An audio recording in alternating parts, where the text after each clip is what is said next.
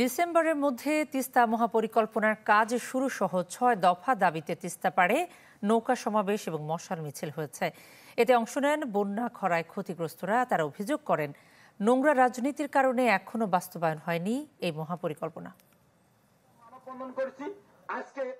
তিস্তা মহাপরিকল্পনা বাস্তবায়নের দাবিতে নীলফামারীর তিস্তাপাড়ে সমাবেশ। তিস্তা বাঁচাও নদী বাঁচাও সংগ্রাম পরিষদের এ আয়োজনে অংশ নেন বন্যা খরায় ক্ষতিগ্রস্তরা। অভিযোগ করেন, অপরাজনীতির কারণেই বাস্তবায়ন হয়নি মহাপরিকল্পনা, মিলেছে শুধুই আশ্বাস। তবে এবার প্রতিশ্রুতির বাস্তবায়ন চান তারা। অনেকেই আসে, ভোট চায় এবং সরকার গঠন করলে তিস্তা মহাপরিকল্পনা বাস্তবায়নের স্বপ্ন দেখায়, কিন্তু ভোট চলে গেলে তিস্তা পাড়ের লোকজনের আর কেউ খবর রাখে না। ভারত যখন পানি ছেড়ে দেয় তখন এই তিস্তা অঞ্চলের মানুষের ঘরবাড়ি ভেঙে যায়, বাবার কবর ভেসে যায়, মায়ের কবর ভেসে যায়। বন্যার সময় আমাদের বাড়ি ঘরে পানি ওঠে, আবাদের ক্ষতি হয়।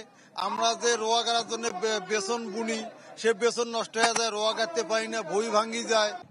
আন্দোলনকারীরা জানান, ৪০ দিনের টানা কর্মসূচি চলবে অক্টোবর পর্যন্ত।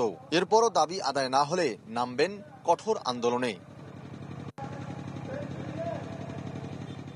আয়োজকরা বলছেন, সরকারের দেয়া প্রতিশ্রুতি অনুযায়ী জানুয়ারিতে মহাপরিকল্পনার কাজ শুরুর কথা, কিন্তু নির্বাচনী ডামাডলে শঙ্কা আছে ভেস্তে যাওয়ার। তাই আগামী ডিসেম্বরের মধ্যে দৃশ্যমান পদক্ষেপ দাবি তাদের।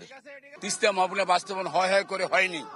আমরা এবারও দেখছি যে আমরা সামনে আলো দেখতেছি যে এটি হবে, কিন্তু আমরা যেহেতু বারবার ঠকে এসেছি, আমাদের বিশ্বাস আমরা পাচ্ছি না। এই নিজস্ব অর্থায়নে এই প্রকল্প শুরু করা ডিসেম্বরে, পরবর্তীতে নির্বাচিত সরকার যারাই আসবেন তারা এই প্রকল্পের ধারাবাহিকতা রক্ষা করবে। তিস্তা মহাপরিকল্পনা ছাড়াও ৬ দফার মধ্যে আছে নদী তীরে বাঁধ, জলাধার নির্মাণ এবং কর্মসংস্থান সৃষ্টি। ফখরুল শাহীন, চ্যানেল 24, নীলফামারী।